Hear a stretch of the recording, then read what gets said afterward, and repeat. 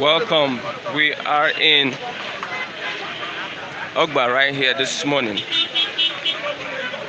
live from Flip TV to get Nigerians talking on this wonderful program this morning. I'm Christian Shuku on this wonderful edition of the program. You can see the rains are here with us. It's a wet Monday morning. It's a wet Monday morning. The rains are here with us, and we are live here in Ogba. Okay, yesterday we heard about the attack on the Nigerian Defense Academy in Kaduna State. 2 colonels were killed and a major was also killed in captivity. And bandits, after demanding 200 million naira, 200 million naira. It's so unfortunate. You're welcome to Bystanders at the newsstand. This morning we are in Ogba here to get the views of Nigerians on the issues arising in the country. We get the views of the ordinary Nigerian on the street, unprofessional views, raw views, straight from the heart, straight from the streets this morning. Okay, I'm Christian Chiku on this wonderful edition.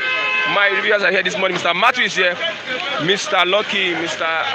Raphael, Mr. David is here this morning, and also Mr. Kunle. They are here to do justice to this part. We have the Punch this morning. Outrage as uniform-wearing gunmen invade NDA errant officers to face trial. Outrage as uniform-wearing gunmen invade NDA as errant officers to face trial. That is on the pages of newspaper, the main headline. Terrorists in army uniform subdue military officers. Terrorists in army uniform subdue military officers. Kill 2, abduct 1. Terrorists in army uniform subdue military officers. Kill 2, abduct 1. Our security architecture has been compromised, says Nigerian Defense Academy. Our security architecture has been compromised, says Nigerian Defense Academy. It is terrible, a big embarrassment to the nation. ACF, Soka put others lament. PDP split as 2 chairmen emerge. Wike secondus divide party officers. PDP split as 2 chairmen emerge. Wike secondus divide party officers. Consultants, other senior doctors storm Saudi Arabia Recruitment Center. Another holds Thursday. You can see the picture. Our doctors have stormed Saudi Arabia's recruitment center. Look at the picture. Doctors leaving, about to leave the country. Our professional doctors are doctors in Nigeria from our healthcare system, healthcare sector. They have stormed the Saudi Arabia Recruitment Center for recruitment. Another is holding Thursday, that is tomorrow. Soldier dies in army detention center. Widow demands probe. Soldier dies in army detention center. Widow demands probe. Buhari Abiodun orders Mon Duro Jaye as says ex-senator fought dictators. Buhari Abiodun order Mon Duro Jaye says ex-senator fought dictators. Ex-soldier with 8 wives, 50 children arrested with 3 kg skunk. Ex-soldier with 8 wives, 50 children arrested with 3 kg skunk.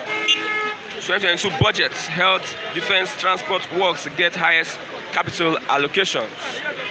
2022 budget, health, defense, transport works get highest capital allocations. 28 states with storage facilities get vaccine doses. 28 states with storage facilities get vaccine doses. Who is going to rescue Nigeria from this national shame as the NDA has been hijacked or arrested by bandits? The Nigerian Tribune this morning. PDP crisis, 2 deputy national chairmen claim secondus post. 2 deputy national chairmen claim secondus post as 7 NWC members meet to fix neck meeting. As 7 NWC members meet to fix neck meeting. I am PDP's authentic national chairman. Akinwumi saying that I am PDP's authentic national chairman from Akinwumi. Above the masthead, court strikes out DSS suit seeking further detention of 4 Igbo's aides. Court strikes out DSS suit seeking further detention of 4 Igbo's aides. NNPC GMD defends 30% allocation to Frontier Basin. NNPC GMD defends 30% allocation to Frontier Basin. Says percentage does not reflect reality. Percentage does not reflect reality. Oyetola wants court case against Aregbesola associates discontinued. Oyetola wants court case against Aregbesol's associates. This continues. This one just says 10% of Borno population missing. Zulum is saying 10% of Borno population missing. Zulum, Governor Zulum is saying, says 100,000 killed in Northeast in 12 years. Policeman vigilante 6 bandits killed in gun duel in Plateau State. Just crisis. Oyo Akwa Ibom evacuate over 155 students from Unijust. I have my reviewer with me this morning, Mr. David. You can give your comments on the live chat, and also what do you think about the Nigerian security system? The NDA has been attacked by bandits. I don't know why we are calling these people bandits. I think for me they are terrorists. Good morning, Mr. Good morning to you, Mr. Christian Chukwu. One major has been killed, 3 people killed, 2 colonel, 1 major. An attack on Nigeria's sovereignty. The truth of the matter. Good morning to you, Mr. Christian Chukwu. I believe on this note. Good morning to our Simbiaji. It's been a while. Okay. Now, the current headline, it shows that the president is a gross failure. Has failed. There is no two way about that. And we all know with the current happening, now the strength of every nation lies in their military. The strength of every nation. Now, if bandits could attack the Nigerian Defense Academy in Kaduna, kidnapped a major, but then what is the hope of you and I? What lies the hope of a common man? Everybody is being scared. Now, don't be surprised. Aso Rock might even be the next target. Governor's Lodge, Government House will be the next target, because these people can overrun the manpower. You can see that. To me, that's a very is a national embarrassment. It is never done anywhere in the world. If truly we have leaders, Buhari should be impeached as of yesterday. Buhari should be impeached. As of yesterday, yes. Because to me, that's so bad. I would bandits. Enter NDA. Attack NDA. Attack an NDA. We are students, and where we have, and then where we have military sophisticated and facilitated sophisticated equipment and facilities, and bandits overrun them. See, they are what bandits. Some persons have infiltrated this government.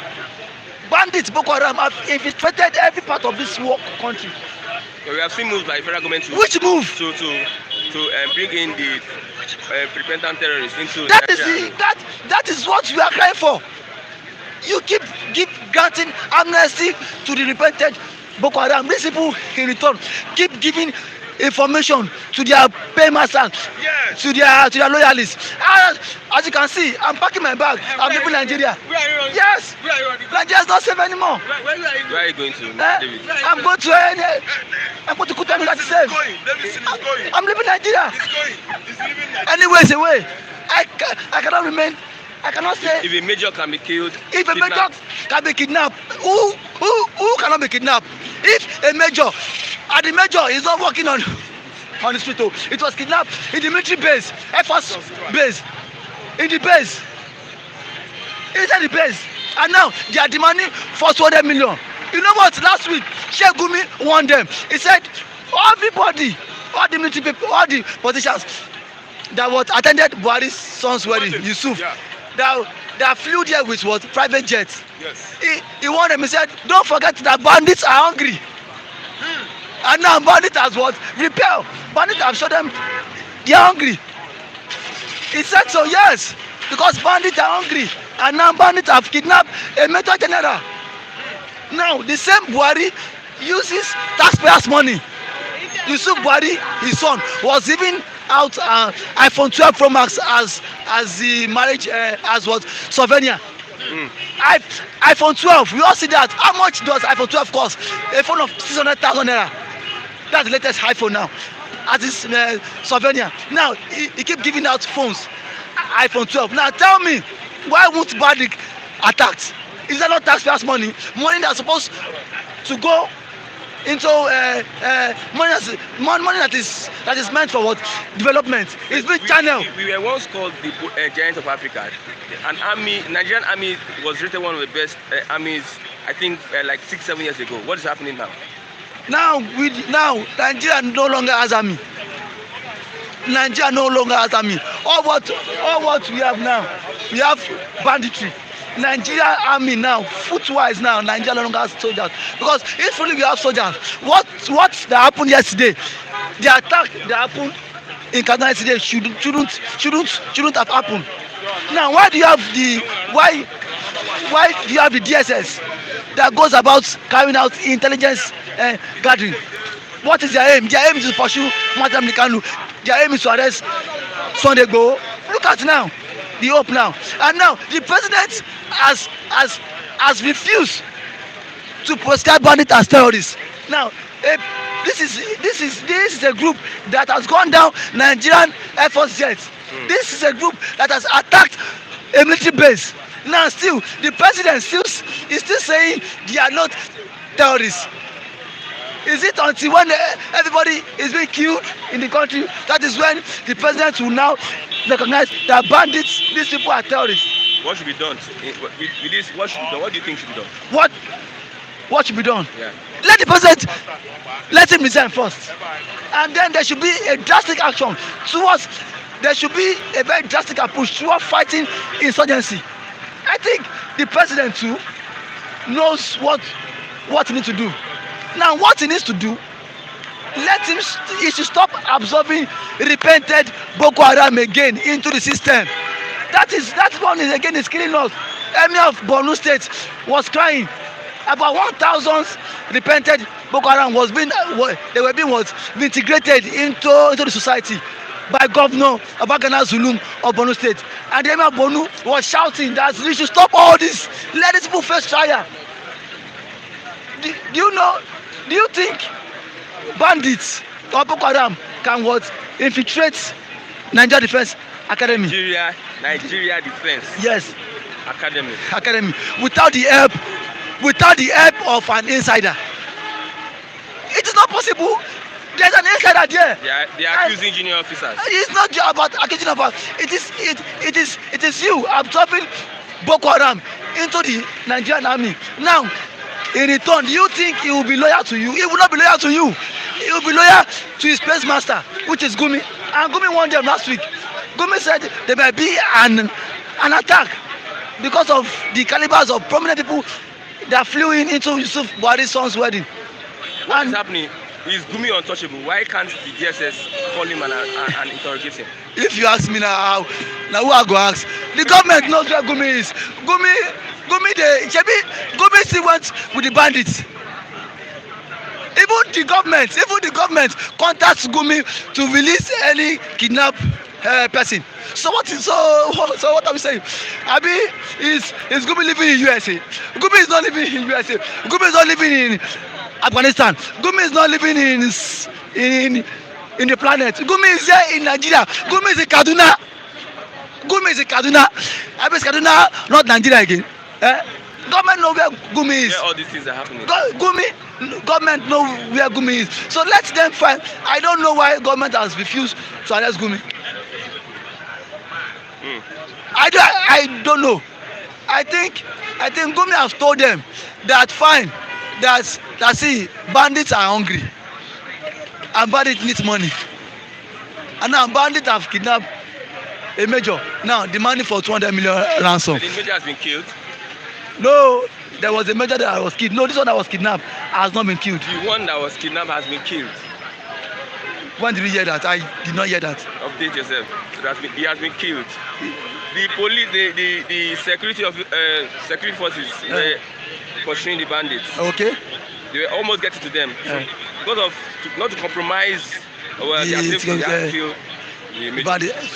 So now, how many of the soldiers need to be killed for government? And these are people, and these uniformed men would kill anybody just to protect those people in power.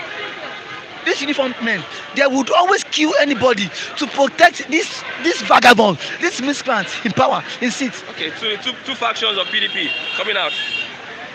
Two deputy national chairman claim secondus post. That one is their own cup of tea. That one, PDP is not ready. PDP are not ready because this is time for them to put their house in order. Now APC is fumbling. APC has fucked up. Nigerians are tired of what APC. This is time PDP needs to sit down, put their house in order, so as to move, so as to take over from this useless APC. Now you can ask every average Nigerians on the street. They are tired of APC. Everyone is tired of what APC. People, Nigerians are what even begging for PDP to come back to power, to come and take shame. Nigerians are even wanting PDP because under PDP, an average man will tell you I can eat three meal. Are you saying things are going to change under? Things were not tough as this. Now there was still corruption there, no. But now, even the fact that there was corruption, things were better. People were okay. People can at least eat with people. People can eat 3 times a day. But now that there's no corruption, that Mr. Boy said he said it's even worse. Okay, let's look at doctors now are storming out of Nigeria. They visited the Saudi Arabia recruitment center. Many of them. You can see the picture. Let them see it. They are even lining up. Hundreds of them. They're on strike now. Ever since the resident elector has been on strike, what has government done to end the strike? Now there is an injunction from the industrial court asking them to resume work. Why? People that are not being paid, they should resume work. Why? Now the reason why Buhari flew last week from London was because to attend his son wedding. He does not even care whether Nigerian is going down, whether doctors are on strike, whether we're beaten, whether the military base is being attacked. Buhari does not care about nothing. He does not care. Somebody asks, he say, which Nigeria want PDP? You don't know what you are saying. Which Nigeria wants? Where is he? Want PDP? Let the person come and do his survey. Let the person now. Let him come work because there's no position. Let him come back here. Where is he? I think the person lives abroad. Let him come back here. They're saying Yoruba that say, "Oh, Shato bagbe mi, ṣe mi bó ṣe bá mi." That means, see, if you cannot take me to the promised land, just take me back to where I'm coming from. That is it. Okay. PDP administration was fair. I'm not saying PDP was good. PDP administration was fair and was better. Are they not the same people? No. See, no. See, we know that. But see now, when it comes to policy making, PDP was fair. And Jonathan had a listening ear. That is characteristics of a leader. When you tell a leader, now when Jonathan increased price fuel at this Ojota, now when Nigerians were yawning, when Nigerians were shouting, didn't he reverse it? He reversed it. That shows we have a leader that listens to the cry of his people. Now Buhari has increased fuel how many times? Nigerians have been crying, shouting. Did he reverse it? Now this same man has banned Twitter. Nigerians were shouting. Did he reverse it? Buhari has a lion heart. Buhari is wicked, heartless. Jonathan shifts ground. Jonathan policies were not that harsh on us. Under Jonathan, we're not paying VAT. We're not paying all this. I'm talking about policy wise. Then under Jonathan, you had freedom of speech. DSS will not. Jonathan said something. He said, see, I am the most abused president. When I leave office, you people will miss this freedom I've given you. He said so. I'm not saying it now, but this hoodlum came into board. You talk anything, you talk anything, DSS is after you. You do anything, DSS will pick you. What is happening? Your final thought, Mr. My final thought is, now if the president feels he cannot protect life and properties, let him write to UN that what Nigeria want to split. That what we want to go our different ways. If he feels he cannot safeguard us. And now this is time our National Assembly need to stand up. Let them move a motion that will impeach Buhari. Buhari is dragging us back. Buhari is killing us. A major was being kidnapped and was killed by bandits. What lies the hope of you? What lies of the hope of pastor? My hope that I'm not even a army. And my door no strong. Once bandits come, like just use one leg, bam, begin slap me. But my prayer is God should protect us. Wherever you are going, please remember us. I'm going to. I'm traveling to Kutonu. Nigeria no longer. Yeah, as you can see, I packed my bag. Nigeria no longer safe. In case you see me, in case you will not see me, I go to Kutonu. Thank you. Thank you very much. Somebody, good morning. Somebody asked me where is Mr. Sunday. Just talk about Mr. Sunday. Okay. Good morning, SM viewers globally. I'm Matthew once more. For people who have been asking about Sunday, we have been in contact with him, and the feedback we are getting indicates that the leg is responding to treatment. So he have asked me to extend his appreciation to all our SM viewers who have showed concern in one way or the other, whether financially, whether through prayer and all that. So once again, we say thank you to all of you. Okay, and somebody is saying that PDP, there's difference between PDP and APC. They are birds of the same feather, as far as I'm concerned. That impunity that reigns in PDP reigns in APC. Now, if you look at APC currently, up to 30% of people who are in PDP are now in APC. So I do not see anything APC will do different from what PDP was doing, or anything that PDP will do differently from what APC is doing. I keep saying it that what unites political class in Nigeria is because of their pecuniary interests. Look at the current PIA, Petroleum Industry Act. All the governors, without exception, whether PDP, APC, APGA, name it, they are all in unison now, trying to tell federal government that their interest is not captured in that PIA, because the ownership of NNPC, which happens to be the mainstay of Nigerian economy, is now solely with federal government. Because you want to make it a public limited liability company, and the interests of the states are not captured. States do not have stake. It is on that basis that even uniting now are asking federal government that they need to review that act before implementation. They have even begun exploration. No, they are talking about, the implementation will take some stages. Yeah. Before the actual implementation, it will take up to like 6 months or even 1 year. So they are now telling federal government that you must review this act before implementation. So for me, PDP, APC, that's the same thing. Somebody saying PDP is better. Suzanne Alonso is saying he may need to convince me with a superior argument, because as far as I'm concerned, look at what is happening in PDP currently. You have leadership crisis. The same way we are seeing leadership crisis in APC.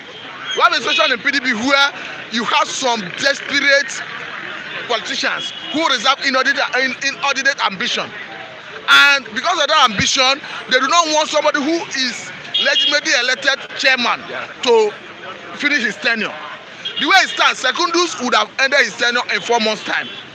But we are seeing a situation where even court is drafted into the whole shame by giving a judgment, granting an injunction that will suspend and even remove Secondus as a member of PDP. The implication is that anything Secondus does going forward will be deemed illegal and rendered null and void. And under the prevailing circumstance, if the suspension subsists throughout the period that his tenure will elapse, it means you would have denied him justice. Because if in the next 5 months, that is when they dispense the case, the substantive case, all the issues he would have raised would have been overtaken by events. So what are we saying? I'm saying that impunity that reigns in APC equally characterize PDP. So you are saying PDP won't be better if they come into power? In any way, they will not be better. Okay, we are seeing instances under PDP how the government was operating with impunity. But it's better than now. Fayose was impeached with House members that did not form quorum. Alamisia was impeached with House members that do not form quorum in Bayelsa State. We are seeing impunity in different. We are seeing Udi massacre. The same way we are seeing impunity in this government. So we are here to have a true democratic government. Though Jonathan as a person, I would say to an extent, he was, maybe perhaps because of his background anyway, he was more liberal. Okay. He was more submissive to the rule of law. Maybe on that basis, I will even advocate that it is high time we stop using all the retired generals as presidents. Because experience has shown that they do not often respect rule of law. So a Jonathan in APC will win an election? A Jonathan will be committing a blunder if he ventures into APC. Because one, the dynamics will change. If Jonathan moves into APC, the dynamics will change.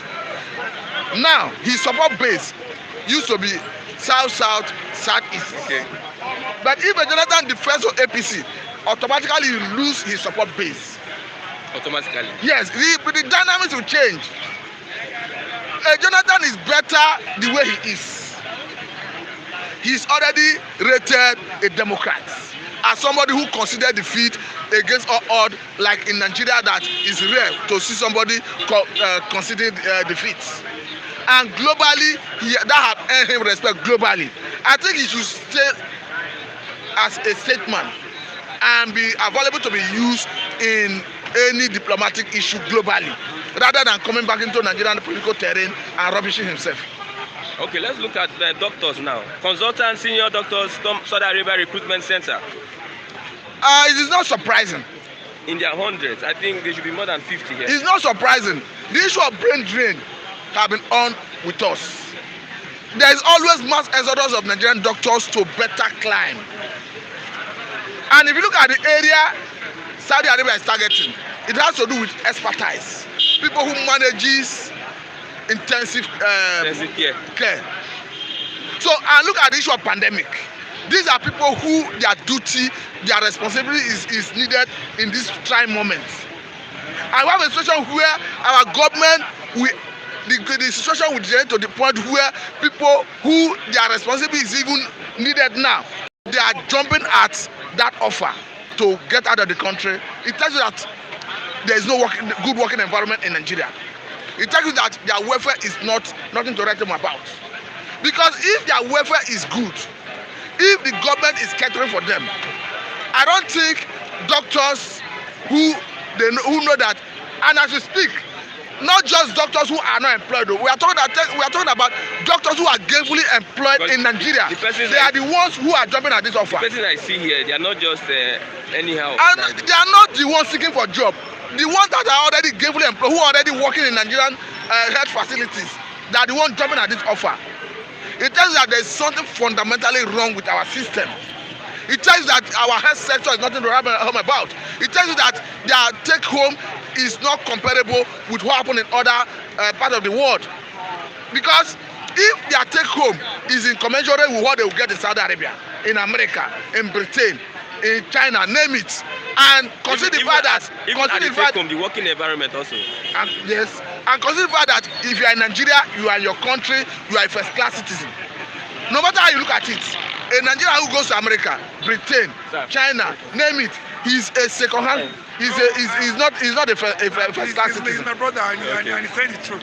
So what we are saying is, let the government do the needful. You have a situation where in Nigeria here, their residency training fund is part of the issue in contention. That of 2020 has not been paid. We are in 2021. And we have a situation where even this year's budget, that fund was not captured, if not for this strike. They already now package it into the supplementary budget. So it tells that the government is not sensitive to the yearning of the doctors. And you know the importance of doctors in a society. Any society without health workers is like a dead society. So for me, the government knows the right thing to do. The solution is not far-fetched. Look at their welfare. Increase their salary. These are the major issues. They are not telling that the weather is not conducive to work. The weather is not the issue. The issue is their fund, as in their salary and their welfare. And the responsibility, government obeying already agreed agreements, because there is an issue on ground where the government is even reneging on already MOU agreed upon by the two bodies. And instead of the government doing the needful, they are rushing to industrial court to use the court to compel them to come back to duty. If you not compel the man to come back to duty and his mind is not there, can he put in the best? He cannot put in the best. You needed to address that thing that affects his psyche.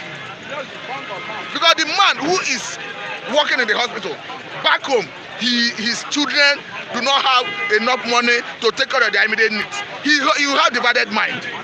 So these are the pertinent issues you need to address so that man can give all he has to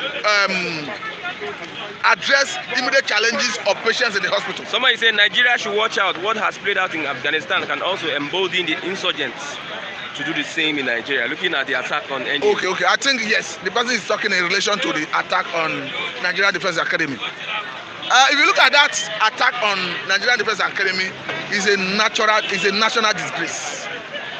It's an affront on Nigerian army, an insult on Nigerian government, an affront on Nigeria's sovereignty. Because the NDA, Nigerian Defense Academy, is the pride of Nigerian army. That's where you train the eggheads in Nigerian army, the strategies of Nigerian army. That's where they have been trained. So if the bandits, who the government and the military authority will always like to call the ragtag, can compromise NDA, like the statement that came from the spokesman of NDA, that they compromise their security, then it's unfortunate. I don't want to go into nitty-gritty of what they are saying. Who was supposed to be manning CCTV? Who did not do what? The bottom line is that they compromised the security, they broke in, and they wreaked havoc. It's unfortunate. The Institute of Forestry is closer to that place. I agree with this opposite. Now, even if you go and put NDA in Sambisa Forest, are you telling me that Nigerian government should know how it takes to protect it? Are you telling me that if Asu Rock is a stone throw from NDA, that Asu Rock is already now vulnerable to bandits? Are you telling me that we should not be living at the mercy of bandits because NDA is close to that government federal college? I don't think so. I think what is lacking is strategy. I think what is lacking is ability to utilize all the federal might at our disposal. We have a situation where all the time federal government approach National Assembly for purpose of fund to address this insecurity. National Assembly have always judiciously granted it. We have a situation where $1 billion was released from SS Crude account to the Nigerian Army for purchase of arms and ammunition, out of which they paid for 12 Tucano jets. As we speak, Nigerian government have taken delivery of 6 out of that 12 Tucano jets. Commission it and deploy it to this theater of war. And if you do that, you decimate these insurgents, these bandits, these headers, to the point that they will not have capacity to come and wreak this kind of havoc. What about bringing in a repentant Boko Haram into the army? That is disaster by our standards. It's run by our standards. Even the Borno State government. It's run by. I listened to what the governor was saying the other time, that they should not criminalize these people who are repenting, and the society should accept them. What they fail to realize is only Meduguri Cemetery, according to Ndume, who is a senator from Borno State, who doubles as the Senate Committee Chairman on Army, said that over 800 and something military personnel are buried in only Meduguri Cemetery.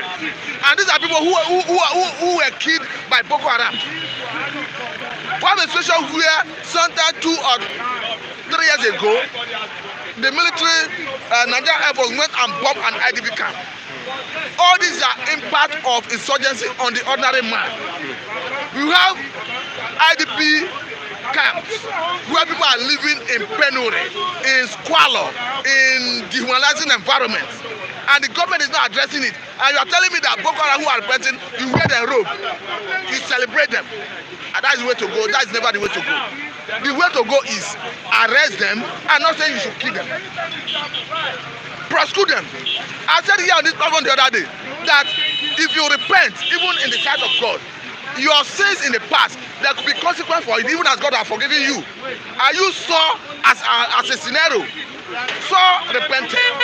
God accepted them. God sent Saul. Go and meet Ananias. He will lay hand and you receive your sight. It was God that inflicted that blindness on him. And as Ananias was in the spirit, he saw somebody coming. Saul, he's himself laying hand, and the person receiving his sight. Ananias now spoke to God that this man you are asking me to lay hand that he will receive his sight. I've been killing Christians, and you have gone to receive a high authority to kill more Christians. And God told us, don't worry, lay hand, let him receive his sight. I will tell you how much he will suffer for the kingdom of God. That was the consequence for his action. So in the same vein, if you are repenting as Boko Haram members, I'm not saying they should start shooting and killing them. Accept the repentance, then prosecute them according to the law. If the law say 10 years imprisonment and the court found them guilty, let them go and serve that term. Rather than giving them a slap on the wrist and asking them to go. You are encouraging more people to go into it. And unfortunately, these northern leaders, this northern part of the country, that are dragging this country back by all standards. Go and check statistics. More than 80-90% of Boko Haram members are Nigerians from northern part of the country. What is fundamentally wrong with the north? Is it only the northern part of the country that will have Muslims? Do you not have Muslims in the southwest here? Even in some part of north center, do not have Muslims? Why are they not becoming extremists? Why is it that it's only not that we are seeing extremism? There is something fundamentally wrong with this northern part of the country. With the attack on NDA, what do you think the authorities should do? What they should do is Buhari should resign. I don't think resignation is the solution. I think what they should do is to re-strategize, to deploy more technology and more military equipment to safeguard the facility. I think that's what they need. Lastly, somebody is saying, within 2 minutes, somebody said the attack yesterday was selected by the terrorists. Yes, it was to make a statement. It was to prove a point. It was to embarrass the Nigerian government, and they succeeded in doing it. So the harm have been done. The right thing to do now is to go back to the drawing board. Not only NDA. You look at other strategic government institutions that needed protection to protect them. And as you are doing that, you do not forget the ordinary man. Because if NDA could be attacked like this, it tells you what the ordinary man is going through. I think it is even, though as unfortunate as it is, it has exposed the Nigerian government to ridicule. And it will now make the world to know that this is what the ordinary man in the street of Kaduna, in the street of Zamfara, on the street of Katsina, Niger, and so on and so forth. This is what they are going through. If the bandits can sneak or go into the NDA without dexterity, without infantry, it tells you that we are at the mercy of bandits. Okay. It tells you that Nigerian security architecture is now vulnerable to be attacked by what Nigerian government will like to call non-government actors, ragtags. So if the ragtags, in quote, the non-government actors, in quote, can now have this dexterity, it's a matter of time. If it's not addressed, they will attack us. Thank you very much. Thank you very much. Let me read some of your comments. Give me 1 minute, let me read some of their comments. Okay. They say APC is tyrant government. That is from Suzanne El Alonso. Adetaiwo, we need new vibrant young leaders like Shore. That is from, okay. Johnny Wise says PDP is mosquito and APC is vampire. Adetaiwo, very soon Buhari will be history in our era. Gabriel Wingfield, Nigeria should watch out. What has played out in Afghanistan can also embolden the insurgents to do the same in Nigeria. Liz Z, I thought saying that, okay. I don't understand this. Johnny Wise is saying PDP is not better because the system has failed and both parties are beneficial to finish Nigeria. Okay, let's have Mr. Lucky. Good morning, Mr. Lucky. Yeah, good morning, my brother. Good morning, viewer. God bless you. It seems it's only politicians that are safe in Nigeria. Even army officers are not safe. Politicians are the ones that are safe. Everybody is not safe. My name is Lucky. My name is Lucky Eyaguna. I don't know Lagos. That is my. I don't know. Yes, everybody is not safe. How many politicians have been attacked? A lot of politicians. Can you tell me? I remember one commissioner from Ondo State. I forget his name. Boronu,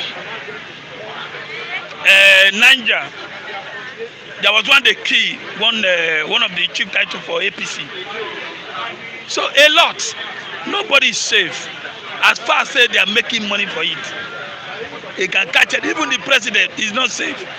Can the president one day let him just move? I remember one time when president went to Boronu, when they started stoning and abusing, bullying him. I don't know what I mean. Let him try it. Let him go to Boronu. If Boko Haram can go to NTA, where we have a whole ammunition in Kaduna, bust into that place. Automatically, by doing that, you can bust into Asorok one day. You don't know. So that means killing a major Through corner. So what do you expect? So what do you expect from So the that means we too, we are not safe. God, my God, nobody is safe in Nigeria. But you see, my happiness is that, my happiness. Every day when 20 kidnapped from Kaduna governor will go to Asorok and tell Buhari is where. When 100 key in Boronu governor will go to Asorok and meet Buhari, everything is okay, sir. Just like yesterday. Boronu governor tell the whole world that they have attacked him more than 100 times. If you watch him yesterday, say they have attacked him more than 100 times. No, 40 times. 40 times. Yeah. He mentioned 40, 100 times. That's a politician, no? Abi? Now that those 1,000 who have repented, the society should accept them. I said it last week. The same way Obama released one of the head of Taliban, and that Taliban came to Afghanistan and formed allies and overthrow their government. One day the same people, Boko Haram, will go around and group themselves and do what they need for in Nigeria, because Nigeria don't have no security. My brother, go up, go down. Who are the leader of security in Nigeria? Go through and check it. The same thing, Northerners. So they are the same people attacking themselves. Are you talking about the army general? Somebody saying that Christians were killed. They have been killing Christians. Go to Jos. It was selective. The attack was selective. That Christians were killed. Yes. You see, the problem is that I cry when this is happening in the north. Our south governors are not talking. And this, you do remember the people they killed who was traveling to Jos? Did you heard anything? Most of them, they are from Ondo State. Did you hear anything from the governor or the people from Ondo State? The governor is telling the Ondo people, please, I'm on top of it. Did you hear anything? Nothing. Do you think these people they kill, if they are northerner, they kill them in southwest, do you think the northerner will close their mouth? They will not send a message. They will not send threat. So it's to tell you that all the leaders of security in Nigeria here, I talk about EFCC, I talk about SSS, I talk about custom, civil defense, immigration, check all of them. They are all northerner. They cannot secure themselves. Is it we here? It's God that is securing us. Not without security, despite the money, billions, money they are bringing. Why? What of the aircraft they just brought from United States? Where are they? I mean, they are in Abuja or Kaduna, and bandits still went inside there, disgrace them, kill them.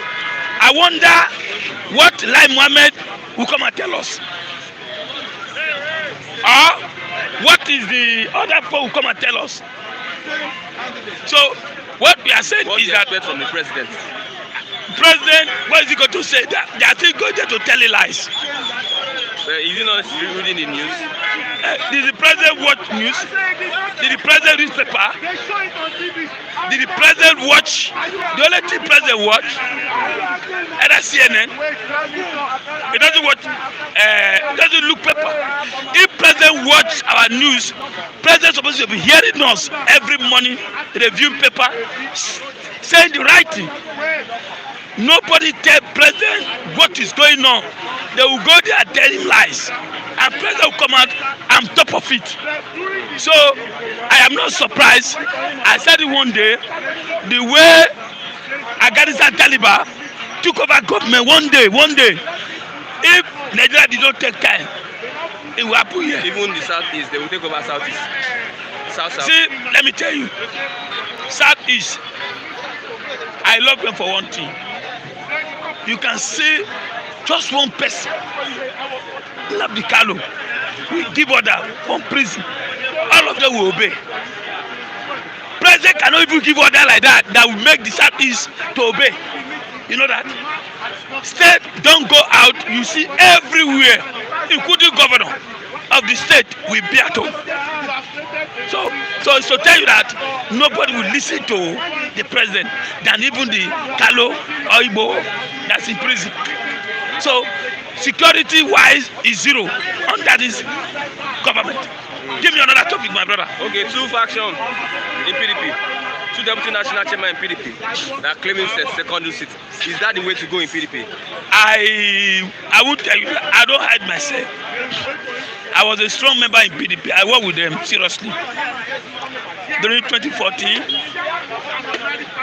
I worked with them seriously. The only problem is that, as I said the first day, that under Secondu, PDP lost 3 governors, many senators, and PDP are able to.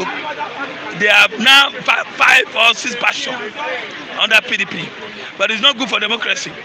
No matter how APC, PDP bad, we still need an opposition that will tackle the present government. I know inside APC you have PDP, inside PDP you have APC. All of them are doing damage to themselves. But we, the masses, the youth, are watching, are looking them. We have not been able to come out and send a signal. Like, let's have a leader, a youth leader, that will say, PDP, APC, we don't need you 2023. We are going to form alliance. Please go and sit down. Signal. You see all of them, that nobody come out. Or we should use NSAS name, NSAS 2023, register NSAS as a party. When politicians hear NSAS, because NSAS keep many politicians and governors for house for 1 month. You remember? They keep them for one house. NSAS keep them. All of them were begging the youth, please, shun violence, please, shun violence. Economy is going down. That's only what they hear.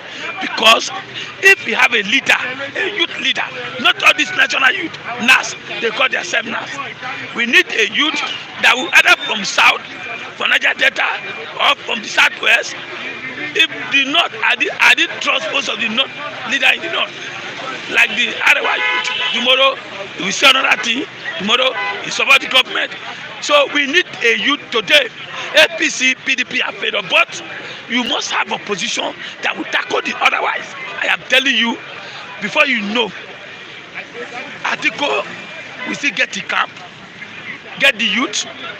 APC too, we do the same thing. Before you know, they will give money. Go hunger day, hunger, my brother, hunger no good. People will still collect money and do the needful and vote for them. Before you know, Atiko will still come back and rule this country again. With PDP? Under PDP, or they will form, or APC, or they will form another alliance. Gather the youth, and youth will support them. Sort of the youth to bring themselves out. Okay. Doctors are leaving. Now, there is a consultant, not ordinary doctors, consultant doctors, senior doctors, some Saudi Arabia recruitment center, in order to leave the country.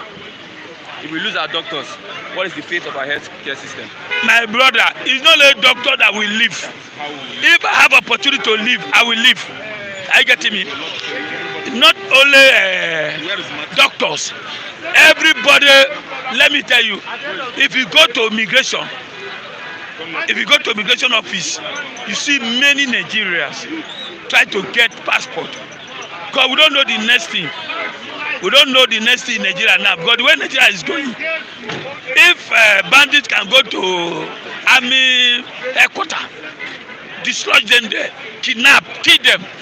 The next thing now, one day they might raise their flag up one day and say, Boko Haram have taken over. Because the highest terrorist you have in Nigeria now is Boko Haram, who become bandit. They call them bandit. Okay, Not. Boko Haram, they are the bandits. Yes. They fleet now. They go around now. They are the one, the same thing. There's no different. They are terrorists. I don't know why the northern should be calling them farmer. They are farmers. It's a lie. They are Boko Haram going around the whole Nigeria. Before one day, they will bring out their flag. And by the time they take over, everybody will start running scatter. So Nigeria, we have to shine our eyes. Get your passport. If I want to go to Ghana, let me prepare myself. Not your PVC. With PVC they work. Leave that PVC, I beg. Go and get your passport. Because the way the country is going now. If I go where to run, I will go. I will go with my family. Even Afghanistan, will you go? I know they go. I don't want to die now, my brother. Okay. I don't want to die now. Okay. If it is Togo, let me go to Togo or Ghana. Let me prepare myself now. Because Nigeria is not safe. One day, by the time it happens, you won't know where to go again. Your final thought is My final thought is that somebody said yesterday, a comment, that me Kule always say the youth that he have not seen you should take 70 years, 60 years to come and speak. Let me tell you, my brother, I'm 50 years now. And as a youth, I'm a youth. You're a senior youth. I'm a senior youth. I'm doing my own here every morning. I must come here to tell the world. That's my own area.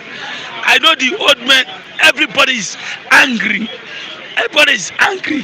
You know, that a day you can say a day without eating.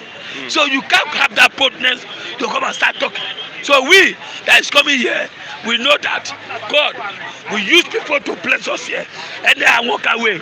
That's why we are always come here to come up talk. But Father says that our youth, I will say back to our youth again. Youth hold this country. You hold this country. If you have 1 million youth, when we march to Asorok,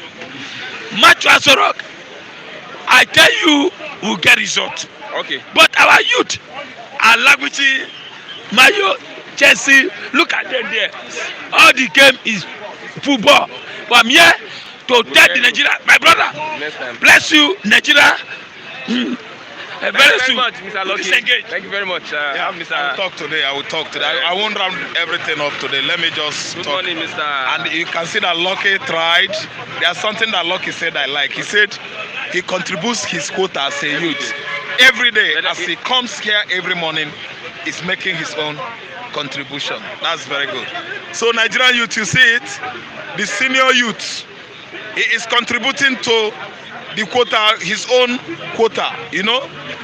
You youth, everybody in Nigeria, we should come and put our hands together on the desk, you know, to partake in the Nigerian political mainstream. We want to be part of it. As Lucky is contributing, so all of us here are contributing. Every day, every morning we speak to the whole world what is happening in Nigeria politics. So we invite you to be part of us. It is a national disgrace happened yesterday, as I may say.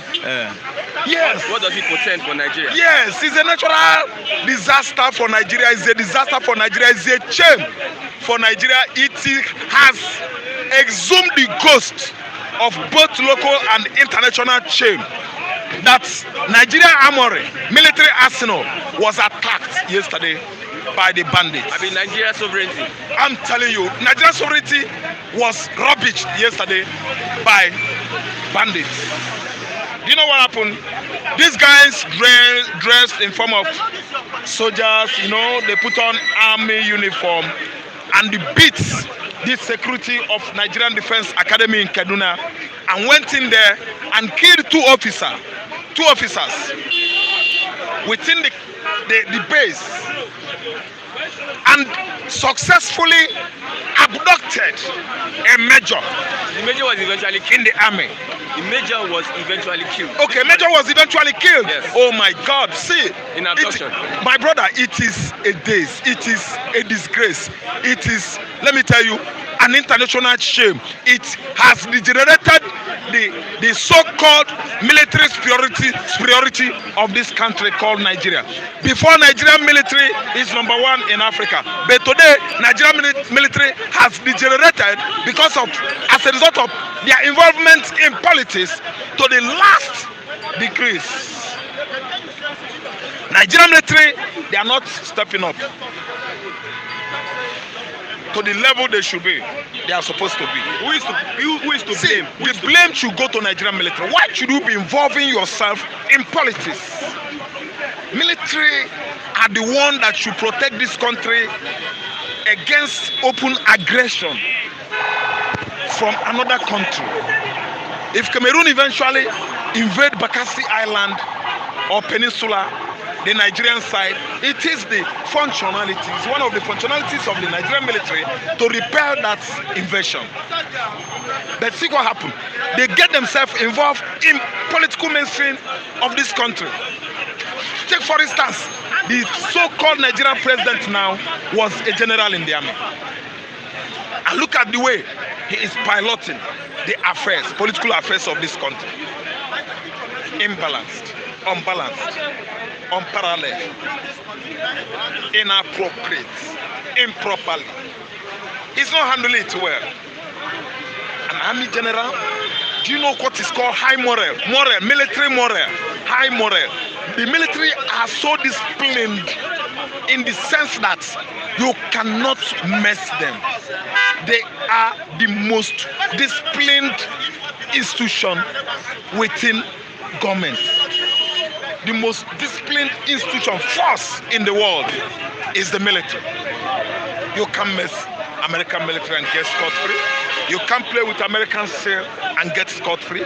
They don't involve themselves in the states, in the politics, anything politics in the states. The military stay in the barrack. They don't get involved with the civilians. They don't go visit beer parlor to drink beer. The military, you can't see them in the hinterland anyhow. They stay in the marooned barracks in America, secluded barrack. They don't build barrack within the town.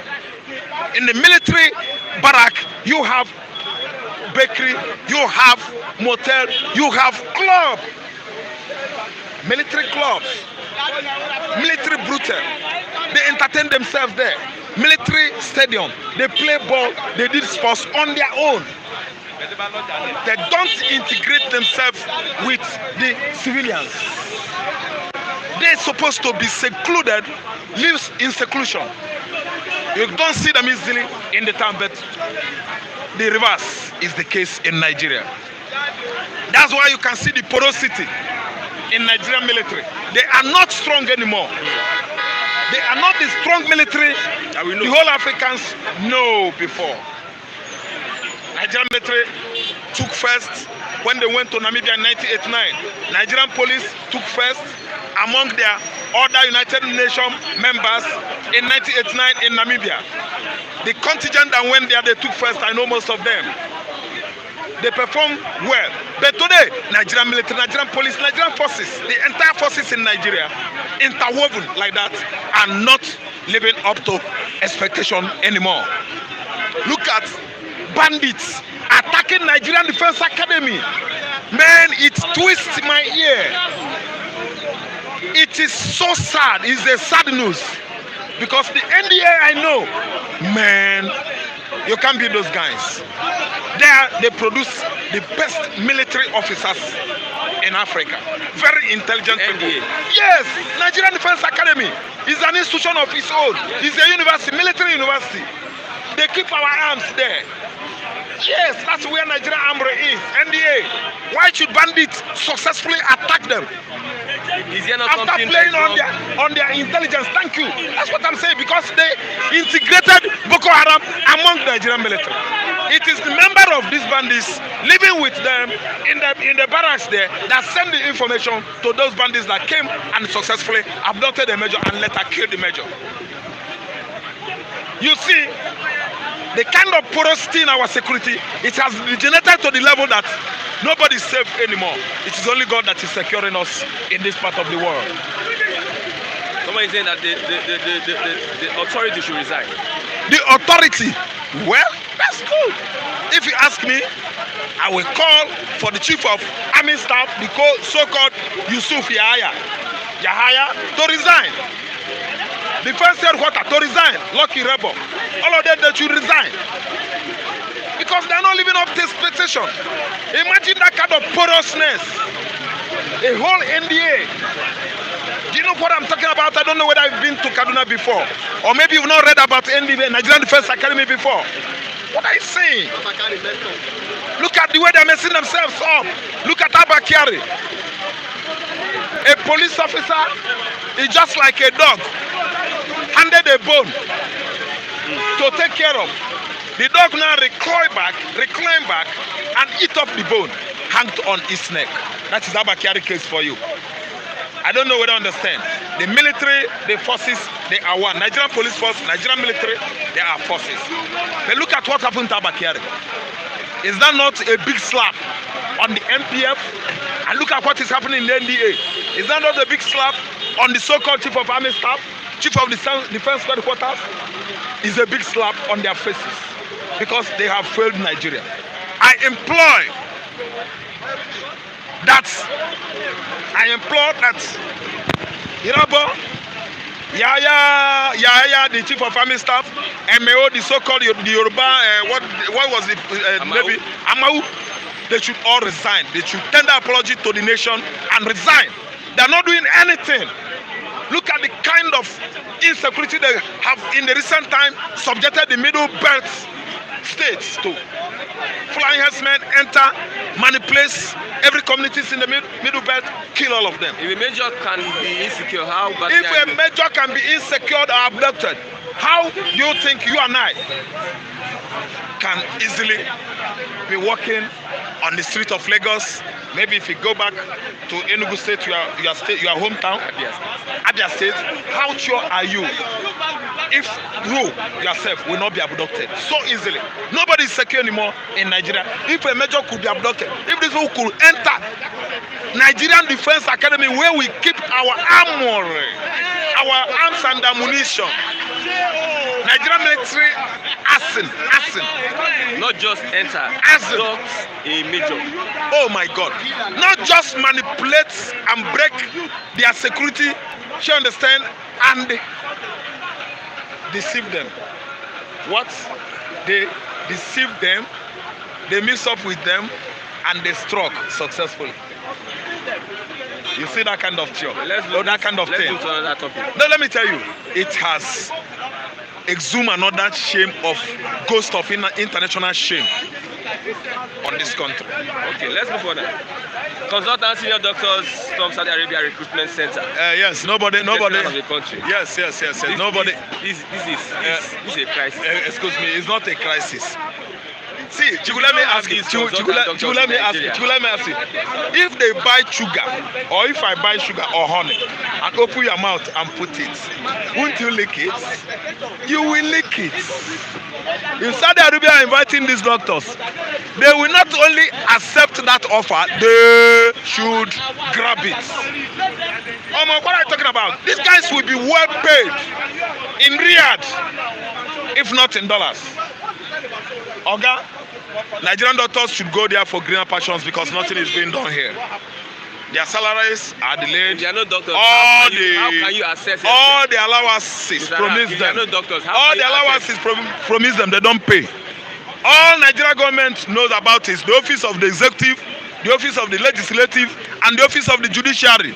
They cut away taxpayers' money on monthly basis, leaving the parastatals, what do you call them, the civil servants. They don't pay them. They only pay themselves. They only steal our money. So what are you talking about doctors? Doctors, they should grab the opportunity of seeking what? Greener pasture over there in Saudi Arabia. Because in Saudi Arabia, they will pay them. They will make their money. Okay. Last. Do you know that? Okay. If they ask me to come over there, I will not only accept it, I will jump into accepting it. The kind of grab, if you see the kind of move I will make, you will know that Nigeria is no good. With all pleasure, I will accept it. Don't blame NARD. Don't blame them. They have suffered enough. Nigeria don't appreciate what it has. Nigeria is a country whereby anybody that enters today as a president, it will back the rest of the ethnic group and mess himself by what? Being nepotistic and favoristic. So let me tell you, they should go. They should go. Okay. Buhari is not doing anything here. Okay, Buhari is just busy doing rubbish. Look at the wedding of his son. Do you know how much they lavish there? They lavish billions of naira, billions of public funds. Do you know how many private jets that went there to pay eye service homage to Mr. President? It is all wrong, man. So you don't expect these resident doctors to be here lavishing in hunger. Let's move on. They should pay them. Let's move to another side.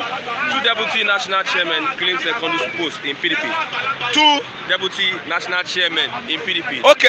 The former one, and there's another one that court has given the impetus to act.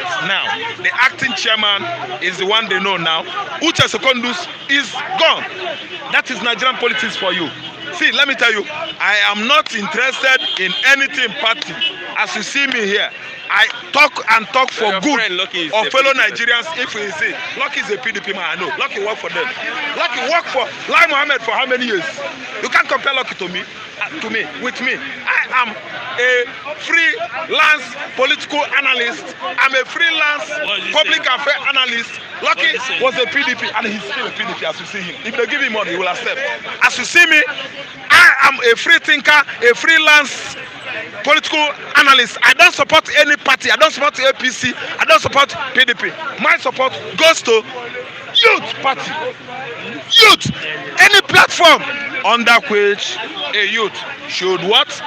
Spring up or out as a leader of this country. I will support it. Well, Thank you very much. This man. Good morning. Yeah, morning. You almost exhausted your Yeah, almost because what they are just killing those people there. They are just killing the morale of the youth. And I'm telling them, there's still hope for youth. Once we organize ourselves in this country, they're saying you can never get themselves again because they are smokers, they are this thing. But you have to think about we still have youth. We have the youthful youth. We have the youthful youth, a reasonable youth in this country. I gave them an example of Boyeji. Boyeji was the one sponsoring, which party was Ezekwesili. Madam Ezekwesili floated that time under the last election. That is where you don't follow history. It was a young tech guy from US that was sponsoring that party. Because he wants change. And these people are there. You can't. They are just too short-sighted people. They don't know history. That's why the country. Because currently now we have two factions of chairmen in PDP. There's crisis in PDP. Even there's crisis in APC. There is more crisis in PDP now. Two chairmen. I could say what they created is hunting on them. The adverts of Boko Haram was doing in PDP. Because those parties, I'm telling you, a party you have people that so callous. They don't think about, is this the party that we want to vote for, you want to use as an example, as a better, second choice or the best choice? Because we are talking the APC is faded already. APC is faded. It's faded. Yeah, it's a faded party. APC is not the party to beat. It's not even a party to beat, according to the record on ground. I told you, I will say it loud and clear. Ideological minds I have then. That these same people that said they will rule Nigeria for 60 years, enslave Nigeria for 60 years, I had to differ from that. That single statement made me to believe They said this party has no focus for us. Let's try the new party. Okay. And they brought the new party. They said this guy is going to sanitize the whole thing. He's going to do this. He's going to do that. Let's give him a trial. If you can, it's my own right. I have a right to say this is who I want. And we did it. And it backfired. The first time of Jonathan, I voted for him because he said he had no shoe, he had nothing. And when you came in, you started mingling, wearing Versace with the people that are making us, you know. And I said, I thought you were coming to differentiate yourself, but they initiated you to all this. So I had a protest vote for this one here now. And as it is now, I could see that we youth are just wasting our time. Why not engage ourselves and form a formidable party? Even among the youth wings of all those parties, you can break away. You could see what the ANC, that youth leader in ANC did with all the operations, with all the, you know, the what's it called, the castigation, with all the, you know, the punishment, the world is the jail they send him to. He never revolted, and he makes sure the youth have a say in ANC political affairs. That was when they demoted people like Zuma. Zuma never had a free time to rule, to misrule them, because the youth were after him. They're always after him. And you could see now, same problem that youth, the Zuma, that guy had. The guy went to jail because of it. I want to remember his name, the youth leader of ANC. He was put in jail for some years. So if we can pay sacrifice to get, because your right will not come on a platter of gold. I'm not a politician, but I watch on, you know, I decide that what is going on, I make my research. At times my research will fail through the human disappointment. Because if you want disappointment in this continent we have, come to Nigeria. You will see a leader that will come, promise heaven and earth. But when he gets there, Omo is for his pocket too. Somebody say, can a youth leader pay the fee, the presidential fee? The presidential fee. There are some youth. I just told you now that there was a young youth of Nigerian descent, diaspora. He himself, where he's coming from, they can raise money to support, you know, a candidate in Nigeria here. You know, because the country belongs to all of us. You will see come back home, whether you are abroad, you are anywhere. You will see come back when the country is better. When the country is better, it will be for everybody benefit. They can raise money. I talk of one Boyeji. Boyeji is a tech guru. They should research it. Madam Ezekwesili, who is people's my choice. Who is that woman? I think is one of the most trustable Nigerian I've ever seen. Is in the caliber of Okonjo-Iweala, right? They float a party, and this guy was the biggest donor. There is a youth. So we have vibrant youths that can come and say, okay, I don't want to involve in politics, to be seen visibly, but underground, we keep pushing money. How did the NSAS happen? You never thought of how did they coordinate the NSAS that happened, right? How did they coordinate it? And everything was going on simultaneously, everywhere, You know, it was going on in Anambra, it was going on in Lagos, it was going on in Osun, it was going on even some part of the north. Before they now derive another strategy that is same youth we will use, we will drug, we will give them drink, we will give them alcohol, so that they will go and fight, you know, the protesting youth. That was what happened. It was government that sponsored the South youth. Our doctors are leaving Nigeria to Saudi Arabia. Consultants, specialists leaving Nigeria to Saudi Arabia. What do you think? What will you say about it? Oh, we only focus on the doctor. But you know how many less privileged people that are leaving Nigeria through desert, through Sahara Desert, through Libya, through, you know, doctors are very important. They are very important. Everybody is important in life. It's just, are you not important?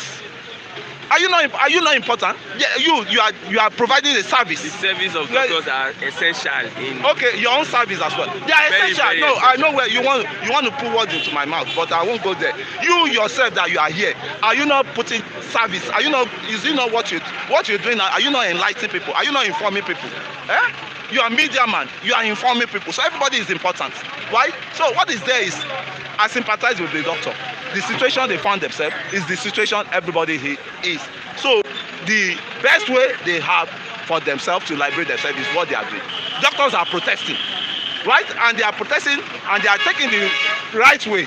The right way. The right way, yes. The right way. To leave the country. To leave the, are you blame? I won't blame them. I won't blame them. If me go myself, I'm finding a way that if they said they need, they started granting asylum seeker, I will go.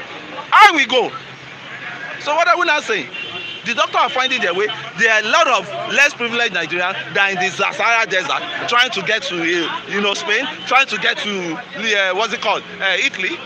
So it's the norm. It's just by the doctor highly reserved people. That's why the news is so rampant. A lot Nigerians are moving out through illegal route, through illegal. Who not like better place? Who want to die? Who want to die in this? Let's talk about the attack on NDA. Somebody says it's a national disgrace. Not only national disgrace, it's a national calamity. It's a national calamity in which everybody has to the leaders have to just put an hold to governance now and think of how this thing can be reverted, that it will not happen again. What are we saying? I'm not surprised because there are impostors. They are impostors. They are impostors in the Nigerian army. That's why at times I say, who are these soldiers? Do you profile them very well? Who are they? Because you can't tell me bandits will walk into the strongest vault or the strongest security vault of Nigeria, the defense house of Nigeria, the defense territory of Nigeria. Because once you take up Nigerian Defense Academy, it's empty. Nigeria is empty because that's where all the most sophisticated weapons are piled up. It's the first mechanized division, mind you. Are you aware? That's the first mechanized division in Kaduna. That is where the pool of Nigerian ammunition is being kept, is being stored. So when soldiers now came, the bandits now came and ransacked that place, and they operated for how many hours? Where are the secret police? Where are the secret police? Those days we used to hear that the secret police were inflated their ranks, and these guys like them to know their modus operandi, So to know that. But now, what is going on? What is going on? How can we get the secret police that will go down to the bandit den, that will go down to Boko Haram den? But what I say in here, that there's somebody beating the drum for the bandit. You are just seeing the bandit dancing the drum, acting, the tune, dancing the tune, but so there's somebody providing the tune for them at the back. When we are ready, we'll sit down and. Your final thoughts, Mr. My final thought can never be my final thought. I will just say where I will put my argument down now tonight to this morning is we people, you and I, because we still have a long way to go in this country. Those people you say you call your leader, some of them are their departure. You know what I mean by departure? Departure stage. Departure stage. How old are they? You have a man of 70 something ruling us, a man of 60 becoming your House of Rep member, a man of, we need vibrant, energized people, oriented people, ideology people that can part a way of progress, a way of success. And the youth as well, I keep saying, youth, wake up, think, wake up, put your thinking cap. Don't just wake up and put off your thinking cap. Always put on your thinking cap so that you can know the needful to do to get yourself liberated from all these jargons that is going on now. Thank you very much. Mr. Chigozie, good morning. Yeah, good morning, Christian. Wow. And to esteemed viewers across the globe, good morning. So much has happened, and you see what happened yesterday. Mr. Akunle says it's national calamity. I say it's a national disgrace. What will you say? What exactly happened? NDA was attacked. 2 colonels were killed. One was abducted. The major was abducted and killed in, if I say detention, in kidnap. When he was kidnapped, he was killed right where he was kidnapped. Well, for me, yesterday was one of the best days I ever experienced or I ever had. Yesterday marks my 80th wedding anniversary. So Eightieth. eighth wedding anniversary. Okay. Yes, and I appreciate God for His mercies and undeserved kindness so far, who has taken us Yeah. thus far. So I think I don't need anything to spoil my day. Well, that notwithstanding, I think the likes of Taiwo should cover their face in shame. Last time when I stood here to give a direct analysis of what is happening, he said I was misleading the people. Now, who is misleading the people? Is it the media that covered this incident yesterday? That is a clear indication that Nigerian state has failed. You don't need a prophet to tell you this. The evidence keep building up that even the so-called Nigerian security architecture has already collapsed to the extent that the bandits could overrun the entire is it Dodam barrack or the entire barracks. I mean the Nigerian Defense Nigerian Defense Academy. Academy or what? I think that's the highest military. Yes, that is the highest military organization or whatever Organogram. organogram. Nigerian Defense Academy. It's not just a small place that you can just enter that way, unless you have a more sophisticated, intelligent network to invert such environments. What does that clearly tell us? That if Nigeria Defense Academy could be attacked, could be overrun, then what is left for Nigeria? Nigeria Defense Academy is a symbol of nationality. That by implication simply buttress to the fact that, of course, Nigeria is gone. You cannot understand my position very clearly. A major kidnapped in the Nigerian Defense Academy. You enter, take, kill two colonels, carry. Have you been to that Defense Academy? In Kaduna State, I have been there. You see the security. Besides that, I had my early primary schools in Bukavu Barracks in Kano State. So I know the military formation. I have been conversant with all this. I have seen so many armories or ammunition being displayed. I was privileged to witness when the former head of state, Badamasi Babangida, visited the premises, the Bukavu barracks. We are then in primary school. We just queued up and we are watching the armies saluting the president. You see, I was privileged to witness that. So you can see how formidable, how sophisticated the security outfit was then. Then if such build-up could be invaded, let alone killing a colonel and abducting a major, then Nigeria is finished. Are you not saying Afghanistan is upon us?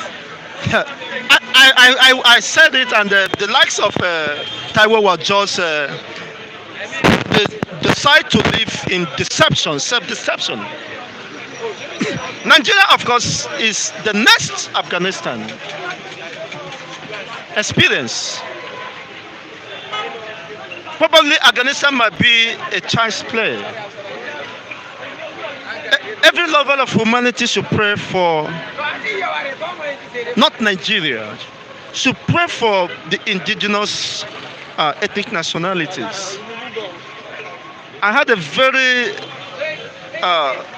unpalatable or dream or whatever, and I don't usually have a malaria dream. So I understood my position and the grace I enjoy. So what we are saying is that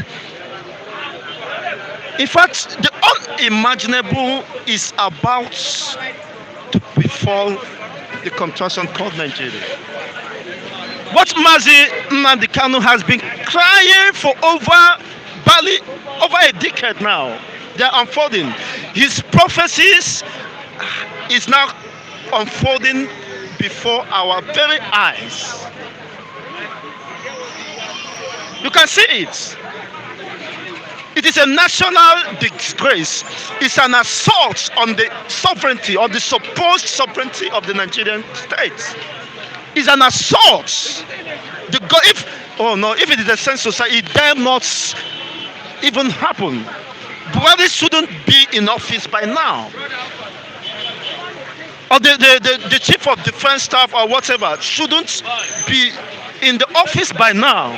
If the military defense academy could be attacked and several casualties recorded, they mention probably the colonels and the major because they are hierarchy officers. You never can tell that battalion went down because it is not just, they can't just invade. They may have come with full force, you see, to raid those regions, which probably a lower cadres, military cadres must have been sacrificed at the altar of psychophancy. You see, it's a build-up, an indication that the extension of Taliban regime is about to be ushered in within the Nigerian state. It's very unfortunate. Let's look at the doctors. Doctors are leaving. Professional doctors, consultants. Consultants, of course. These are people. These are not people looking for a job. These are people that already work in our healthcare system. Of course, who over time have come to realize that truly, the more they render service or put years of service in Nigeria is more or less a waste of resources, a waste of time, a waste of, their future. If such learned fellows could deem it necessary to leave the shore of the supposed country of their own, home country, before they made up their mind, invariably they have come to that conclusion that Nigeria could no longer foster their well-being, could no longer protect their interests. And they are now living for another stranger's home, a different country entirely. You can understand the irony. When, imagine I as a married man, I now consider my home a place of agony or a place of war or a war theater. You can never have peace. And you resort to sleeping in motels or whatever, or drinking sports and whatnot. So it's a clear indication if people of such caliber, consultancies, who are a very key players in medical field or health system, then it means we have lost that relevance. And unfortunately, the masses, the teeming populace are left at the mercy of death. Just try to visit most of those concentration general hospitals are that. I have been privileged by virtue of what that happens to my kid to visit one or two areas. When my daughter fell from a story building, we walked through Lagos State for over 6 hours. 6 hours from 10 p.m. to 4 a.m. the next morning. 10 p.m. in the night. In the night. 4 a.m. To 4 a.m. before we were considered. Even at that point, the bed has been occupied, the available beds. But due to the condition of the girl, and the fact is God has spared his life, go to even the so-called military hospital, the Air Force hospital. They don't have facilities. They are just there for just cover up. They don't have basic facilities. Huh? Go to general hospital. That is another burial ground. People have been taken from emergency down to the mortuary, and even the doctors are, of course, have become used to that. They don't even care. You can understand what is happening. It's very unfortunate. I've been in this general hospital in Ireland. See, when my son has a major operation, you see, just to say the least, it's unfortunate. And if this is happening, they are not living. Who should replace him? Probably with somebody in Canada, with a doctor in Canada desire to work in Nigeria. Will a doctor in Saudi Arabia leave the shores of Saudi Arabia to come and work in Nigeria? Why? What is the reason? Because in fact, coming to work in Nigeria is more or less a suicidal. The person must have made up his mind to die. It's a suicidal mission. If they want to die, let them come to Nigeria and execute themselves. Your final thought, Mr. Chigozie. It's very unfortunate, and it is not a surprise to me. Why? Because I know that Nigeria is tilting towards an end. Or better put, Nigeria, an end is coming upon the Nigeria, which of course has started with the Nigerian Defense Academy, where the Emir Boko Haram overrun bandits, overrun the sovereignty of the Nigerian state. This of course attests to the fact that Nigeria is no more. Then what do we do? The ethnic nationalities that found themselves within the contraction should retreat and build their own nation. And that is the only panacea. Okay, thank you very much. God bless you. Okay, thank you very much. I'm Mr. Charles. Good morning. Good morning. My name is Mr. Charles Ichukoyan. We are here today, and yesterday it seems nobody is safe. If a major general or colonels are being attacked by bandits, and there's no security to put that in place, to put their safety in place. What do you think for the ordinary? You mean the generals in army? So long as you cannot protect the image of the country, waiting for an order to be given to you, definitely let's assume that what will happen to an ordinary citizen should happen to them, because it is their duty. Can you also remember what happened at Kaduna some weeks back? A particular village was being attacked by bandits, and one of the community leaders decided to call on a commander, one of the military commandant, and what he said, an order has not been given to them. So they should go like that. So far, they really want us to suffer as a citizen. Let it go to them too, for them to feel. Christians, somebody is saying that those that were killed are Christians. Like a selective attack. I don't think so. I don't know about that. But what I know is that as long as an order was given that please come and rescue your citizen, and they said an order has not been given to them from the headquarters, or I don't know how they call it, the military regime, the military force. So far they have said something like that, and my brother, like I said, sorry to say that, it's not that I'm not happy over what is happening, but the truth of the matter is, for them to test, let them test and see what an ordinary citizens have been testing, like those things that happened in those days, about 2 weeks ago at Kaduna State here, when they were called upon to come, they said no, an order has not been given to them. I am not happy, but it's just for them to take a precautionary measure to know what to do about it.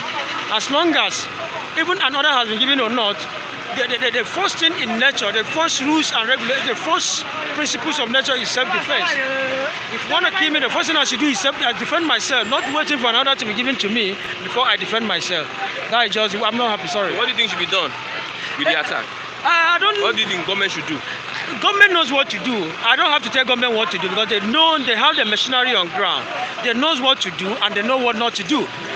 They have so many, if you are counting about the militaries we have in Nigeria, if I'm not mistaken, we also have one of the best militaries in the world, one of them. But for you to tell me that what will government do, government knows the measurement that should be taken to harness and to fight these issues. You have to put in place. There are so many places, there are so many things you need to do. For instance, you have your military people. Why not send them to those particular environments where these bandits are, bandit states? Let them fight them. Let them protect the average citizen, not you telling me that the government, they knows what to do, my brother. They know. Okay. Doctors going out of the country. If you are the one, what will you do? You graduated from school as a medical doctor. After 6 years, you went to medical school. You did everything, internship, house internship, and other thing. I don't know how they come because I'm not a medical student. But after 6 to 7 years in school, you graduated from school. There's no job for you. What do you do? No, this was having jobs. Huh? This was have jobs. Yes, they have job. But let me ask you this question: for you to travel to Malaysia or Saudi Arabia or America, and you are being paid regularly than you staying here, which one do you prefer? If I am there, if I were them, the best thing I would do, I also travel. I have no business staying here. Even though I have job or I don't have job, there's no security here. I was opportunity to witness what happened in my area 2 days ago. A woman's daughter was sick, and she rushed the daughter to a particular hospital called Mayfair. That's a hospital close to my house called Mayfair. And immediately they came in, they told her that the drugs on ground cannot be quantified. It's not a measurement to be given to them, because the measurement has not been, the kind of drug that has been put in place is not the kind of drug that should be administered to them. And this is a very big hospital that has been recognized almost in the whole Agege here, Mayfair. What did they do? Before you know, it's not up to 30 minutes, the daughter give up. She died. Now, tell me, will you have such kind of thing in abroad? You can't. As long as you're in abroad, what will happen? The measurement has been taking place. As long as you are sick, you have where to go and where not to go. You know the particular place you go and everything will be administered. This woman's daughter died. And I have witnessed so many things like that. My father was sick. I lost my father last 3 months ago. Federal Medical Center over here, FMC over. The same thing happened to my father right from Federal Medical Center, Kefi, Nasarawa State. I took my father down to Kefi. They said they cannot know the type of sickness he's having. They should transfer him to another place. We transfer to Federal Medical Center, Abuja. From there, they have to push out again that we should go to Federal Medical Center, Owerri. That is where my father died. These are federal hospitals where you also have the trainees. You are bringing in those people that are aspiring to become medical doctors to go for their internship and practice some certain things there. And then you are telling me that a little sickness you cannot handle. So, my brother, I am even in support, if I am one of them, if I'm even opportune to travel anywhere, any part of this world, any country, as long as it's not the heat we're into now is more than you staying in a particular in this country and tell me that I should stay here and not even go out and fight my daily bread abroad. My final talk is that by the special grace of God, we are hoping on God that God will always save how do I put it? The citizens of Nigeria, by the special grace of God, we are only in the hands of God. And we pray that God Almighty will always guide and self-guide us. Thank you very much. Yeah, they've been asking for Mr. Samuel. Here comes Mr. Samuel, the emeritus. Good morning, Mr. Samuel. Yes, Mr. Christian, good morning. Asking tirelessly asking. So we have the opportunity to have Mr. Samuel here this morning. I just want to ask one question. Afghanistan is upon us. The attack yesterday. Okay, good morning, viewers at home. Good morning. It's been a while. I've been away, and I had to, the way the country is, I had to go on transit somewhere, and just like Pastor Paul Adefarasin said, we were directly or indirectly trying to get a plan B. And on one hand, and on coming back, I had 1 or 2 challenges. So, to cut the long story short, my father had an accident. So, he was taken to the hospital in Ogun State, and doctors are exodusing from. So it was.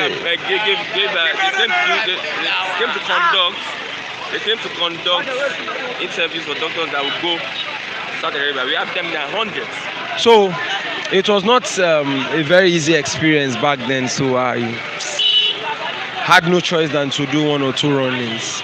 So I've not been around. So yes, I think I'm back. Yes. Okay. I'm back. Yes. You're talking about doctors that. No, I started with what happened yesterday. I know that the NDA was attacked.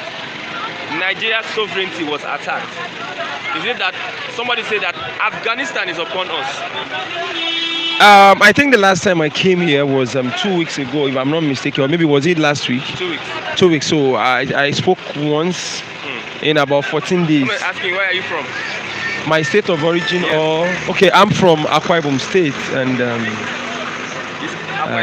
yes, I'm from Akwa Ibom State with a mother from directly and indirectly from the southwest. So Somebody say, can they borrow your hat?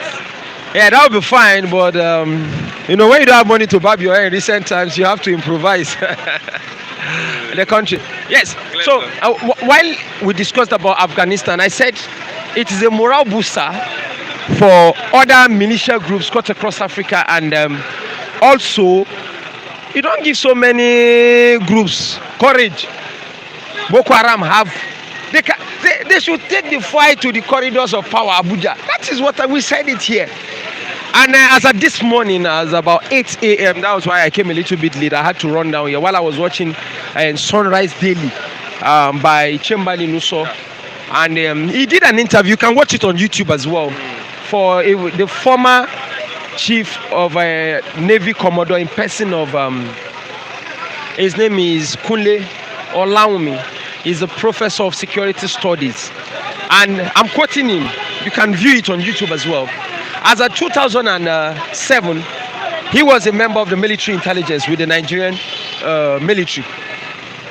The former administration of the PDP administration of Musa Yar'Adua did a meeting in order to end the crisis of the Niger Delta region. I want to be very fast because of time. So as at then, the former president, in person of Musa Yar'Adua, sat down with all the service chiefs, the DSS and the police, and it was adopted that they should work collectively and come to a roundtable discussion. The person of former Commodore, Naval Commodore Kunle traveled to, I think, Kenya to bring back Henry Oka on a negotiation table, as well as some Niger Delta militant. So that was how it was resolved that the use of force cannot solve the problem of Niger Delta. Let me quote him again. You know, when you have people that are intelligent talking, irrespective of the illiterate within the security architecture, or those who don't have the courage to say the truth, we will still give it to those who are within these confragments or these archaic parochial settings, still saying the truth. He said that religion is the major problem of the military. While he was in the defense headquarters, on Monday, Tuesday, Wednesday, Thursday, the security start. On Friday, they will throw the gate open of the NDA, the defense headquarters, all the barracks. He made a challenge that TV station, maybe it's Flip TV, will go on an excursion tour to barracks, and on Friday, immediately it's 1 p.m. they throw open all those barracks and their doors, military headquarters, so that people outside can come and worship in the mosque. So he said, and I quote, that is when the security and those groups start doing their profiling of the military, the NDA, Jaji, cut across all the military apparatus. So he said, and I quote, that religion and socio-cultural belief is the major problem. Let me also quote him. He said that they have sponsors of Boko Haram that are in the government, that over 400 names are even with the DSA that have been released to the president. Some are ministers, some are in Abuja, some are governors, some are senators. But because there's a belief of religion and ethnic cultural affiliation, the president does not have the courage to fight it. So on a roundtable, we have all, both those within the security architecture, come to believe and see that those in the presidency are sponsoring Boko Haram, those in government, especially those from the northern Muslims, because they see it as a battle they believe in. As a result, there is no political will to fight it. A school of thought within the military, I'm quoting him, you can go and watch it out for those listening to us. Channel TV this morning, Sunrise Daily. His name is, he was the former Commodore of the Naval, he was the former Naval Commodore in person of Kunle Olawumi. He's a professor of security, global security studies. This morning, he said, and I quote, that when you see it, he was discussing with Oloni Shakin, which is the former chief of, I think the former chief of defense, Oloni Shakin. He said that when they were analyzing the problem of Boko Haram, a school of thought said, within the army, navy, air force, the DSS was there, the police, the IG was there, that it is as a result that they should attack it from the perspective of military, use of force.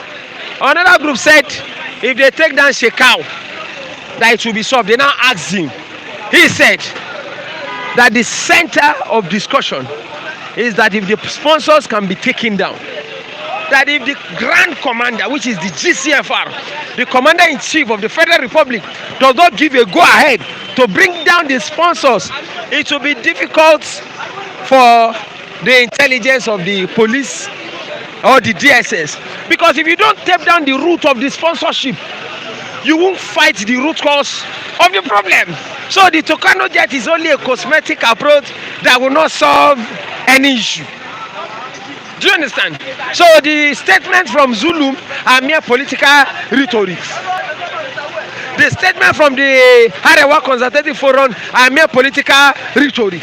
So the problem is not going to be solved. So expect Boko Haram to be in Nigeria in the next 10 years.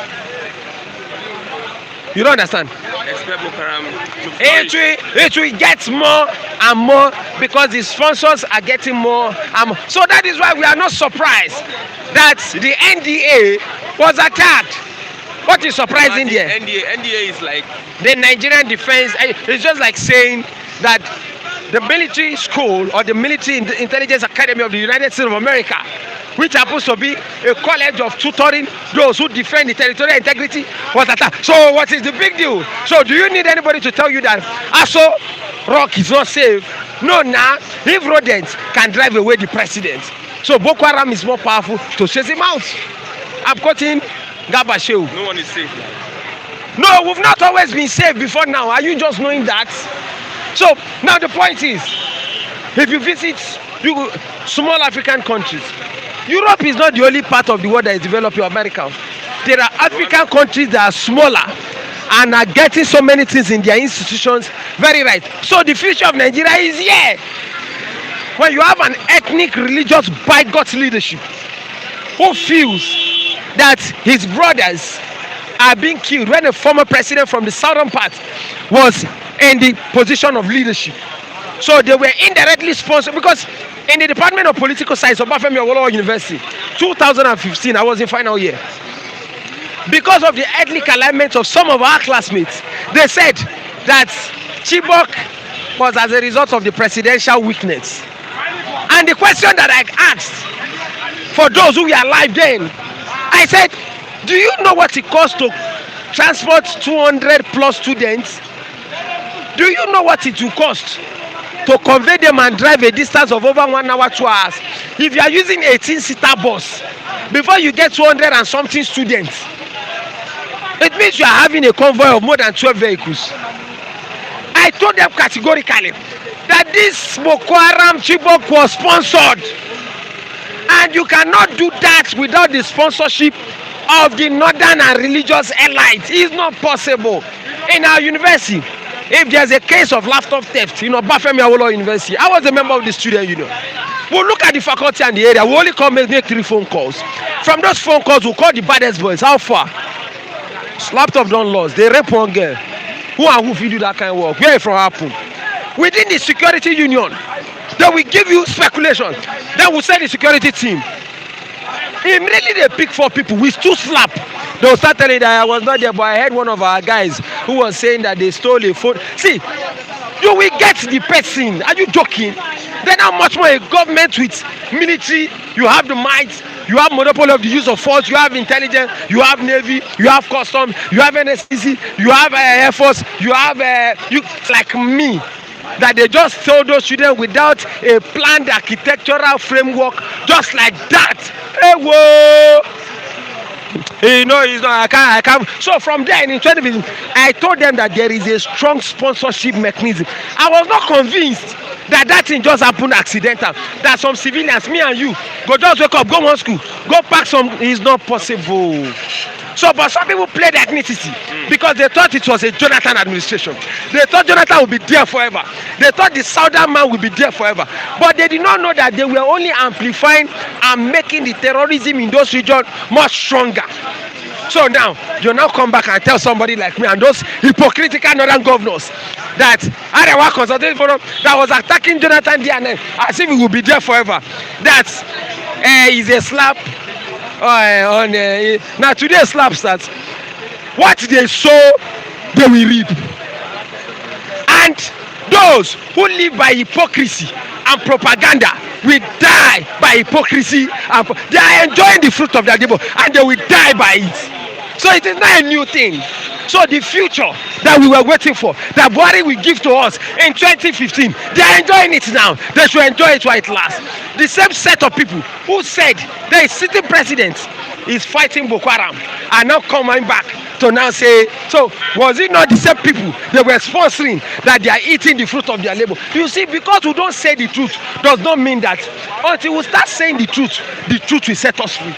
The truth remains that if we are continuing with those hypocritical religious bigotry settings of dealing with policies, that we should look at international best practice and follow, irrespective of your ethnicity and religion. They will not only attack NDA, they will attack Asoro. Afghanistan has shown them. Are you prophesying? No, we don't prophesy. Are you prospecting? No, we are not prospecting. I'm a political realist. We will look at issues based on political antecedent. I told you, Nigeria is not the only country of the world. If it can happen in Afghanistan, it will happen in Nigeria. Only time shall tell. You see, let me move away from the story of Afghanistan. There are more other headlines. Doctors are moving out. Consultants, not ordinary doctors. Even me, I'm not a doctor. So you expect me to stay? I visited an African country whereby the policing system there does not stand on the road to hold youth and drag them. The traffic system does not stand and tell you that the traffic warden in the country I just came back from does not go and hide in one corner and say, hey, oh yeah. They tell you don't park here, you move away from here. They educate you.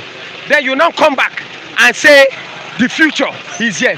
The future of failure is staring right in our present. And the religious elites, the economic elites, and the political elites are not sincere with themselves. Let me say this. Nigeria will erupt worse than Afghanistan with the way it's going. So we don't need a prophesier to tell us that from our action what we will reap in future. Failure, bad governance, the best brain, medical doctor will leave. So you think I'll die in this crazy system that don't encourage people who read. The system encourage Yahoo boys who they give political appointment to. Where a government appointed officer was arrested in US. A diplomat. For corruption charge in Ogun State. Those are the kind of people that sponsors politicians and get into office. Whereby people holding governance will pile up with kidnappers and those fraudsters.